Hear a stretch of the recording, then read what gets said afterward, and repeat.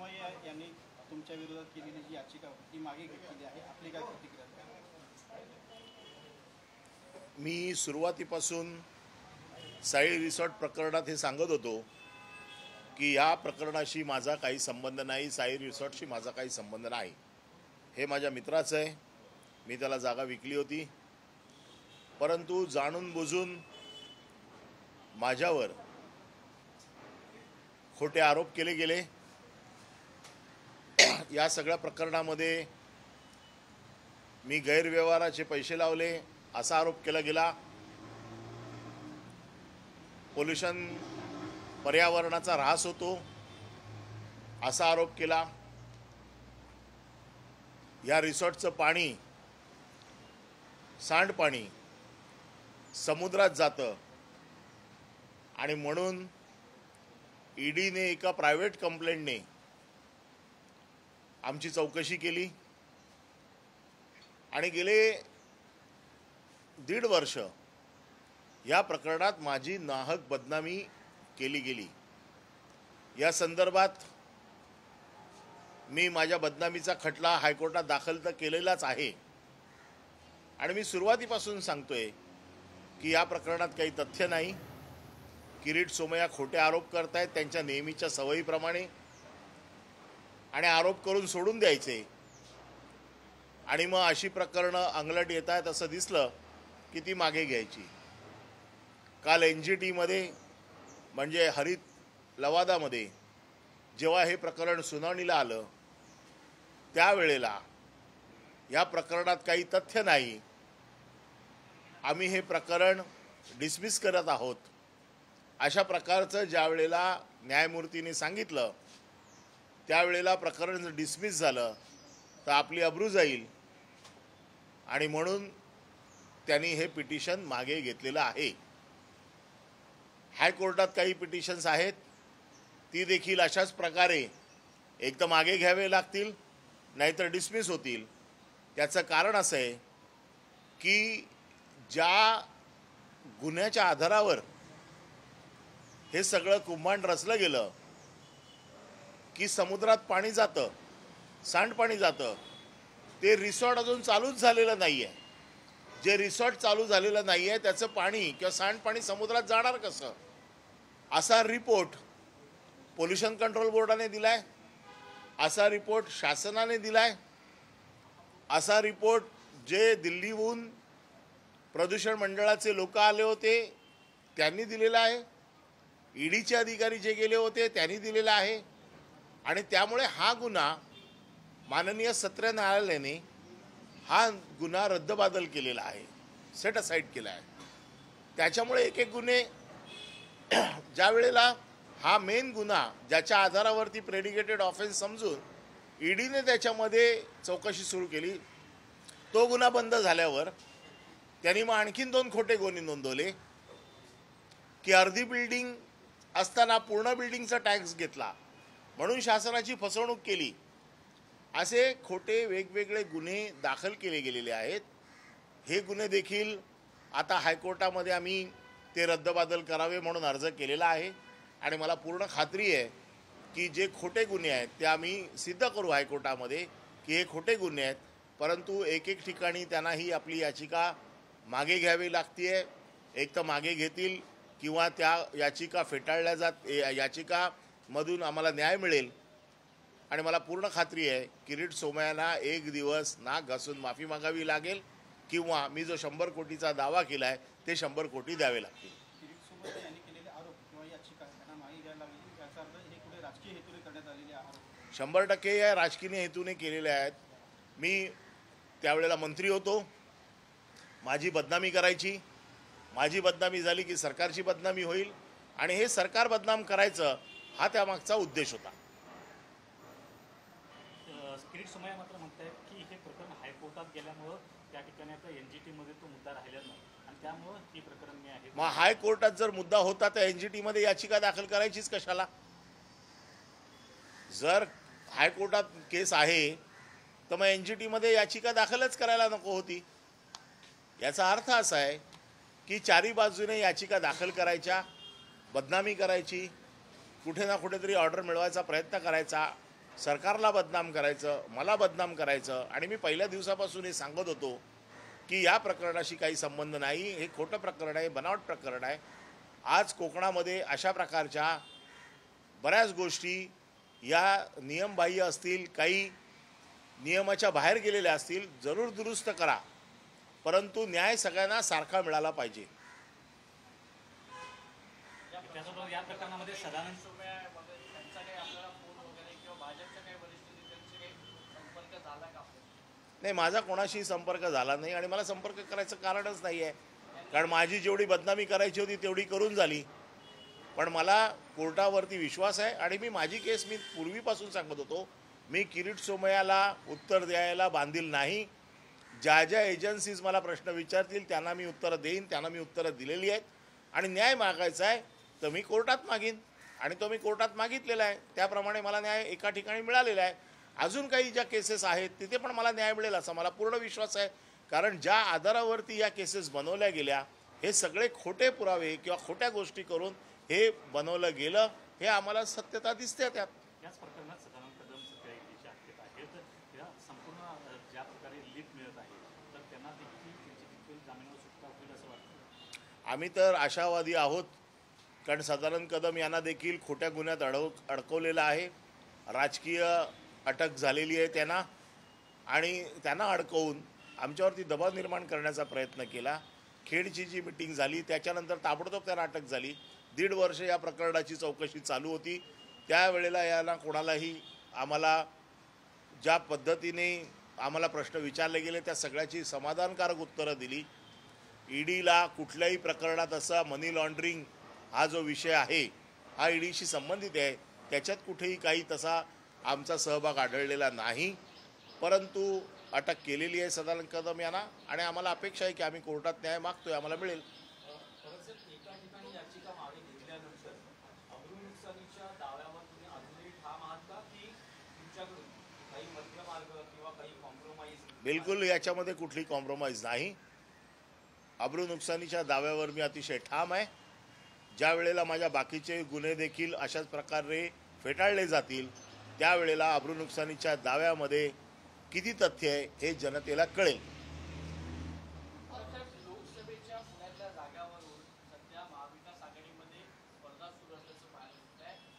राष्ट्रवादीने त्या जागेवर दावा केलेला आहे आणि ठाकरे गटाच्या शिवसेनेनं ते राष्ट्रवादीला पाठिंबा दिल्याची चित्र समोर दिसत आहे.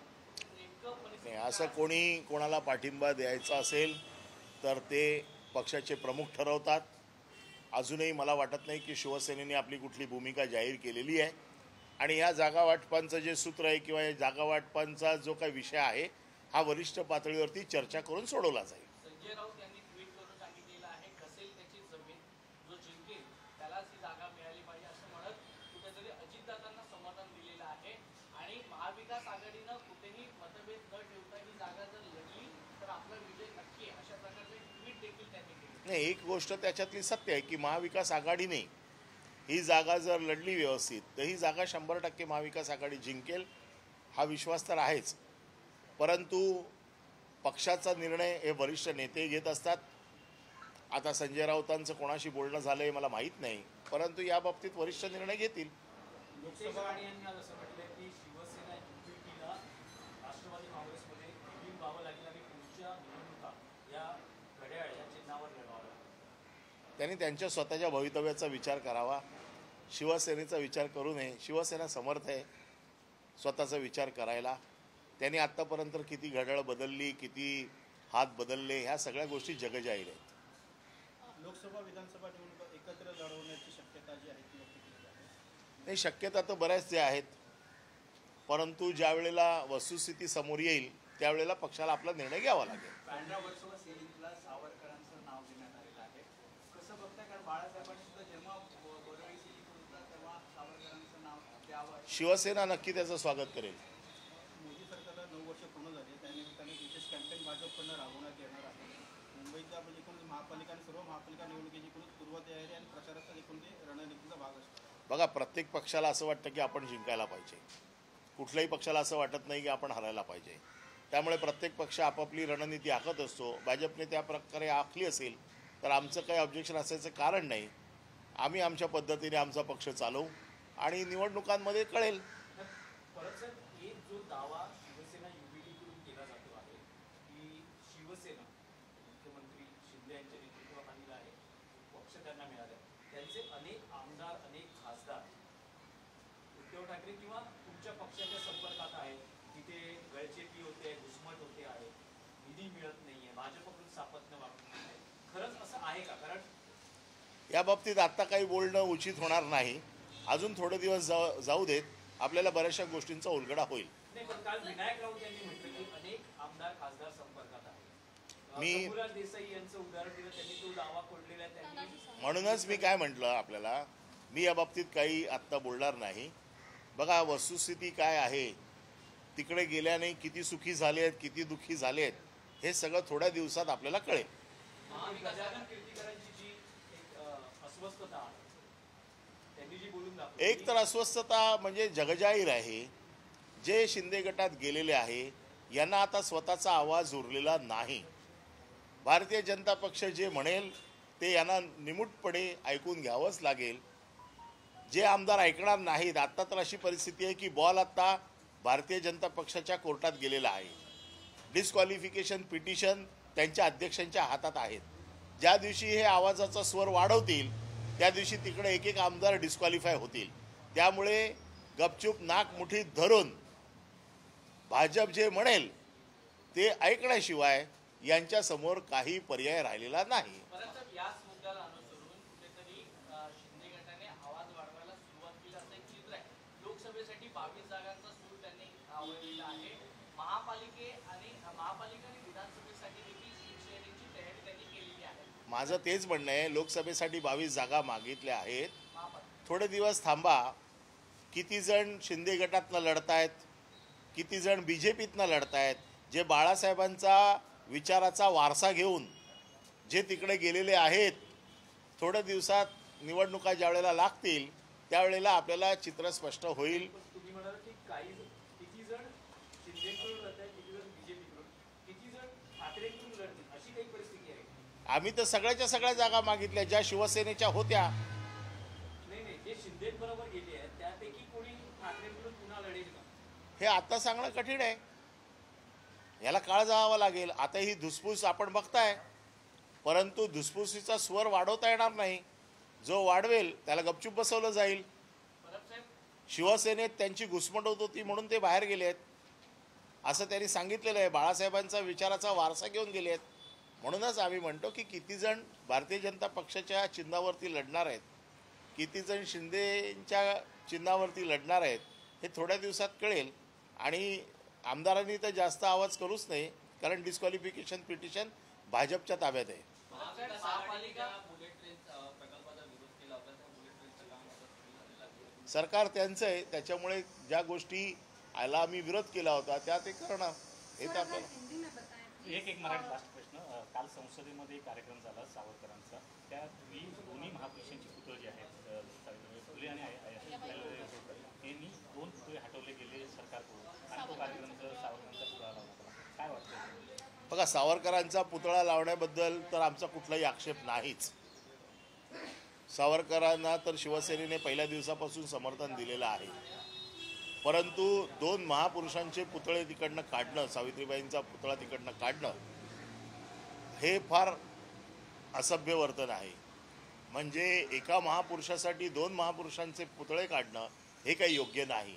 सावरकरांचा यथोचित सन्मान झाला पाहिजे, या बाबतीत कुठलंही दुमत असू शकत नाही. परंतु त्याच्यासाठी दुसऱ्या महापुरुषांचे पुतळे तिकडनं हलवणं हे काही योग्य नाही. त्याचा जरूर आम्ही निषेधच करतो. सर, हिंदी में जानना चाहेंगे, साई रिसोर्ट मामले में जो है वो किरीट सोमैया याचिका जो है उनकी कंप्लेंट पीछे ली है, कैसे देखते हैं इस मामले को, क्योंकि आप ईडी के इंक्वायरी को भी सामने गए थे?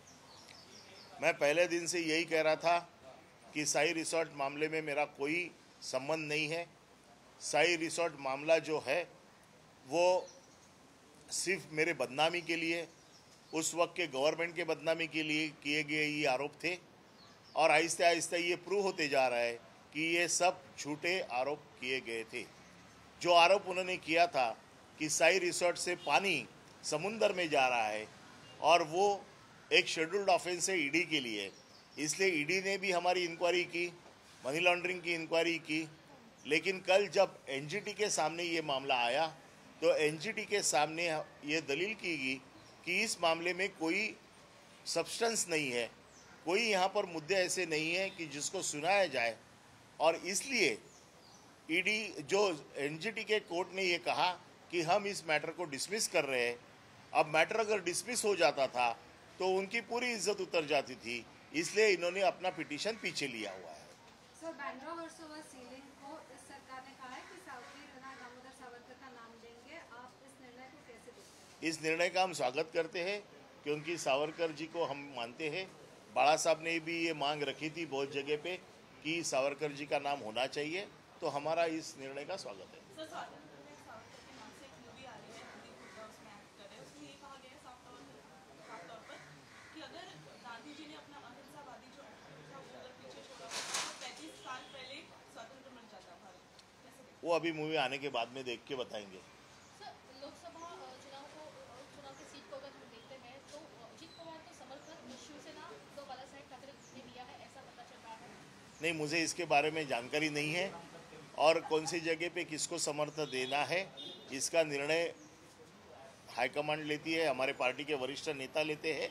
तो वरिष्ठ नेता जो निर्णय लेंगे वो अभी तक हमारे पास में आया नहीं है। और सर, जैसे कि हमने देखा है कि अभी जैसे विनायक राउत इन्होंने कहा है कि उद्धव बाला साहेब ठाकरे के साथ काफ़ी सारे बगावत किए चुके जो विधायक थे वो संपर्क में है, आने की कोशिश कर रहे हैं, ये मामला नहीं? देखो, ये 40 विधायक जो है जो डिस्क्वालिफिकेशन के अम्ब्रेला के नीचे है, अब इनकी आवाज़ तो बंद हो गई है क्योंकि बीजेपी के हाथ में पिटीशन गए हुए हैं।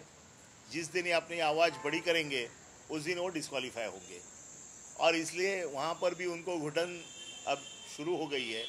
अब देखते हैं आगे आगे क्या होता है। क्योंकि उन्होंने नाम भी लिया है, शंभूराज देसाई, तानाजी सावंत का नाम लिया है। नहीं, मैं किसी का नाम नहीं लूँगा, लेकिन बहुत सारे लोगों में घुटन चल रही है। अब थोड़े दिन रुको, इसमें बहुत सारे खुलासे होने बाकी है। गजानन कीर्ति का जो एमपी है उन्होंने ये भी कहा है कि हमारी बात कोई नहीं सुनता, तो ये हमारे साथ जो है वो बिहेवियर बीजेपी का लगता है। देखो, उनका हमारे ऊपर यही आरोप था कि हमारी बात कोई सुनता नहीं, इसलिए वो वहाँ पर चले गए। अब वहाँ पर क्या होगा ये तो आप देख रहे हैं। कीर्तिकर साहब ने ये बताया कि वहाँ पर क्या हो रहा है, तो मुझे ऐसे लगता है कि अब उनको कोई वॉइस नहीं है।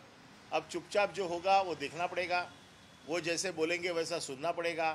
अब ये लोगों के पास में कोई ताकत नहीं रही कि इनके बारे में कोई आवाज़ उठाए। तो इन 40 में से कोई विधायक जो है वो आने वाले चुनाव में उद्धव बाला साहेब ठाकरे गुट की ओर से चुनाव लड़ने की कोशिश में? उसको अभी बहुत समय है, उस समय में देखा जाएगा कि क्या होगा।